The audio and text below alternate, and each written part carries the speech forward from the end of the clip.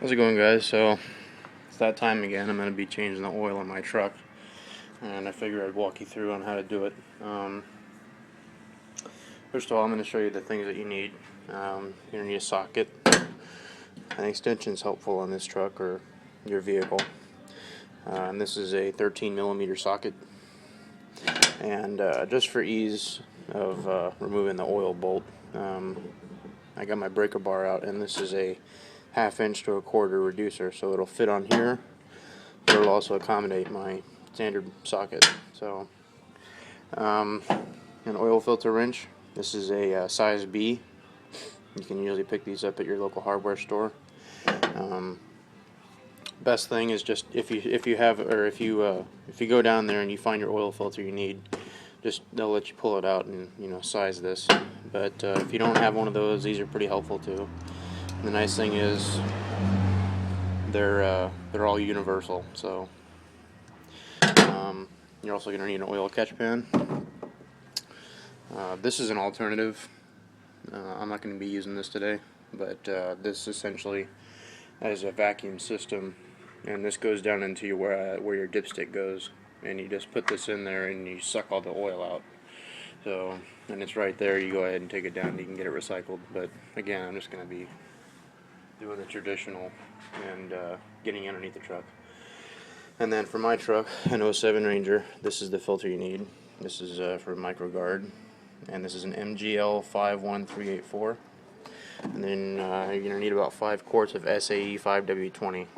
So, and I just picked these up at O'Reilly right down the street. So funnel's helpful for some vehicles. Mine, it's the oil cap's right up front, and a few rags wouldn't hurt. So those are the tools you need. I'll go ahead and go down underneath the hood real quick. Alright, so we're under the hood of my truck here, and this is a 2.3 liter 4-cylinder Ranger. And typically on every vehicle, they're required to list what kind of oil you need. Sometimes it's down here in these stickers, but Ford thankfully put it right there where you put your oil, so that it shows you the oil type, so you can't get it wrong, which is helpful. So again, this is where you're going to put your oil back in, and then if you were using that vacuum system like I was showing you, you just put the tube down in here where your dipstick goes. So yeah, I'm gonna go ahead and crawl underneath the truck. And and another tip, like me, if you're going down to the auto parts store to get your stuff, it's always a good idea to let your vehicle run for a little bit to get it warmed up, but you want to let it cool down first, so because you don't want to get burned by oil. So, and always my truck's usually parked outside, but you want it on a nice level surface so you get all the oil out, and it's just safer to be underneath the vehicle on level ground. So yeah, I'm gonna go ahead and crawl underneath the truck real quick. Alright, so I'm underneath my truck right now, and that bolt that you see right there is the oil bolt.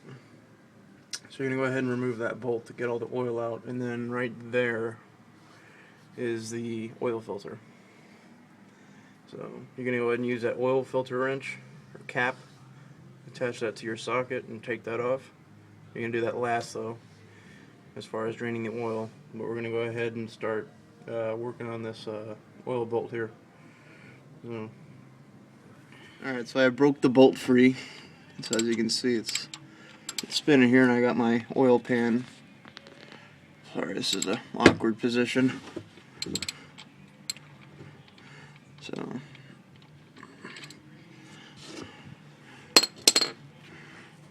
it's now going to be easy to take this thing out by hand. And again, I didn't state this before, but latex gloves can be helpful here. Now typically, with the once you take this out, it's actually going to be shooting out a little bit, so you want to, I'm going to move my light out a little bit here, and so you don't want to move your oil pan accordingly, because it's not just going to be coming straight down. So you can see it starting to drip right there. So just nice and easy. Remember, this is going to be a little bit warm, so But typically I'll just, once it goes, I'll just let it go. So there it goes. And there it goes. So, sometimes you can tell by the color too about how about the condition of your oil, and as you can see, this is just about right for time to change this thing. So you can see it's starting to slow down. So again, you want to move your oil pan accordingly, and you're just going to let that drip.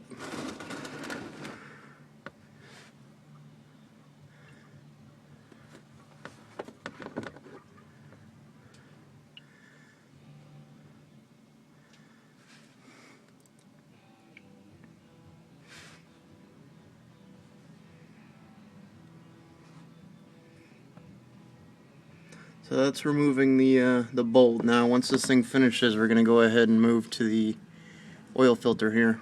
So just again, and I got a little bit of a spill there. So I'm going to go ahead and clean that up while I'm letting this thing dry, or drain.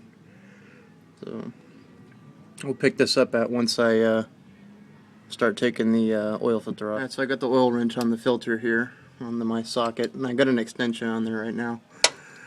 But let me get this thing back in there. Here we go. As you can see, it's spinning it nice and easy. So this will be able to come off by hand now.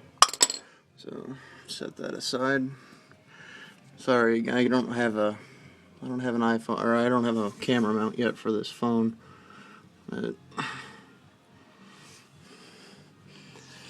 this is an awkward position with the phone in my hand, so if I cover the mic, sorry.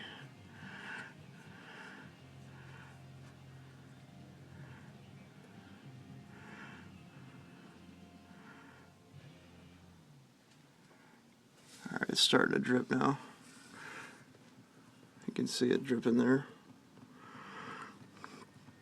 So, again, I'm just letting this thing drip here so I don't get covered in oil again.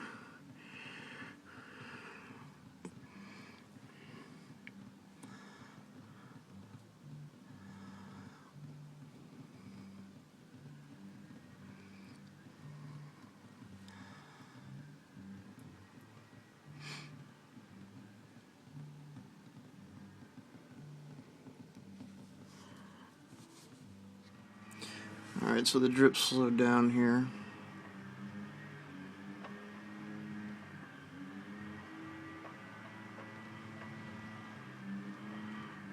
And this is why you don't want it to be super hot for this exact reason. So, because hot oil burns. So, just set this thing upside down and let it drain. And you'll want to, if you got like I did on my A-arm here, I'm going to go ahead and clean all that oil off, and off my hand, of course. So, and again, just like with the bolt over there, just let this thing drain. So,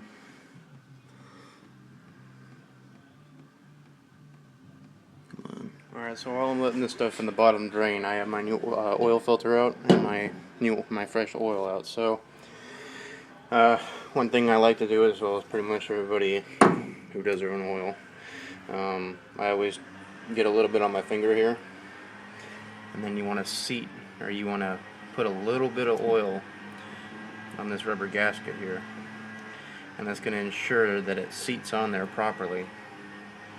Now, I don't know what it is, but well, before I get to that, what I'm going to do after I change the oil is rotate my tires as well, which in Idaho I used to work at a tire shop called Les Schwab Tire Center, and if you live in Northern California, Nevada, Utah, Idaho, Washington, that is the best. And I'm not, they're not supporting me or anything, but just from my experience as a customer there and as a employee there, that is the most fantastic tire shop and, you know, suspension, everything else shop that I've ever been to. They've taught me so much on, you know, tire maintenance, battery, shocks, everything else. So one problem, you know, again, I live out in California, Southern California here, and I'm just passing the time while I let this stuff dry. So, but when we first got my truck, you know, I tried to take the bolts off myself, the lug nuts here.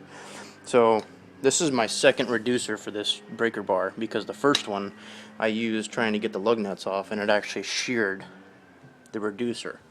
That's how tight they actually tighten the lug nuts, which anybody who knows anything about tires, wheels, or lug nuts knows that that is that's not good, because you can completely shear your bolts off that actually hold your wheel on. So, and it basically just seemed like they just sat there with the impact gun and held it until it stopped spinning, which, and it does, you know, it happens with my dad's Mercedes out here, you know, I mean, he had to take it back to the dealership here 5 times and threatened to sue him just for them to get their, just for them to do their job right, you know. It's just something about the Southern California work ethic that just sucks sometimes. There's a few good people I've ran into around here in Chatsworth, but on the whole and overall, just lousy automotive service. So, if you know, if your warranty no longer is valid, like my truck here, you know, just save yourself a lot of money and hassle, and just, you know, hair pulling out, if you will, and just do it yourself, like I'm doing. So my dad's stuck because he still has his warranty, and if he does, like if I do his oil change for him, his warranty's voided. So, but the oil should be drained out of there by now. So I'm gonna go ahead and put the new filter on, and the bolt's already back in there to hold all the oil in. So once I get that seated, I'm gonna go ahead and put the oil back into the engine. Alright, so I got the new oil filter on there, and what my dad generally taught me is, you know, tighten it by hand as hard as you can go, and then give it about 1 to 1.5 turns, or 3/4, depending on how tight you tightened it with your oil wrench, because you don't want to over tighten these, because then you'll ruin the gasket. So that's on there, and the bolt's back in there. So I'm going to go ahead and pull the oil pan out, and go ahead and start pouring the new oil back in. Something I like to do. I got my oil valve here on my tailgate here, and I'm just gonna shake what's left of this oil out of here. So, every time I get done changing my oil, I always take it down to O'Reilly, down here in Chatsworth, and I have them recycle it, and they also recycle the filters. So, we, you know, my dad and I just like to mark those used, just so there's no confusion. So, since we don't need to drain any more oil, go ahead and seal that up. Close that. Alright.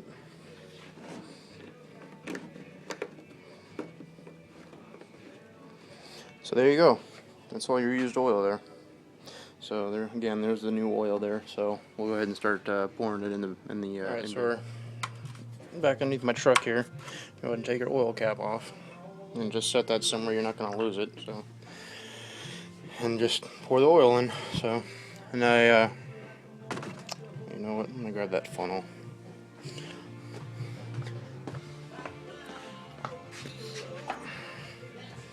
And I generally found that this truck, the 2.3 liter, usually takes about 4 quarts.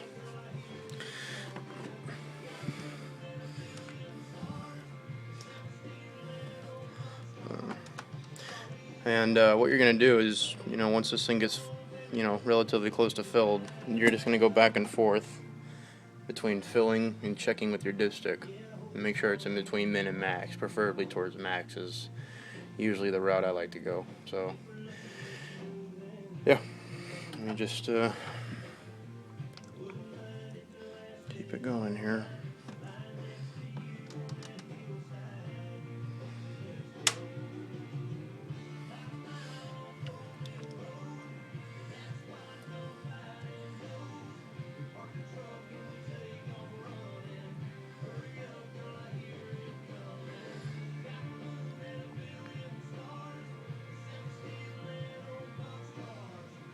guys, she's full.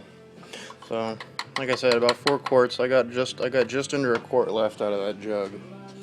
So, you're gonna go ahead and grab your oil cap here and just screw that back on. And that's how easy an oil change is. It's really easy. I mean, you make it a little bit dirty, but it's a lot easier than paying someone else to do it. I mean, I paid $23 for the filter and the oil there, so a lot cheaper than going to a shop. So I'm gonna go ahead and do a separate video for the tire rotation. So if you wanna see that after this video, I'm gonna go ahead and put a link to it down below. If not, thank you for watching as usual, and I hope this helps, whether this is your vehicle or not. But again, this is a 2007 Ranger XL with a 2.3 liter 4-cylinder. So yeah, questions, comments, hit that like button if you're feeling generous, and to all my recent subscribers, thank you very much for the subscription, and as usual, again, thank you for watching. So like I said, I'll put that video down below for the tire rotation. So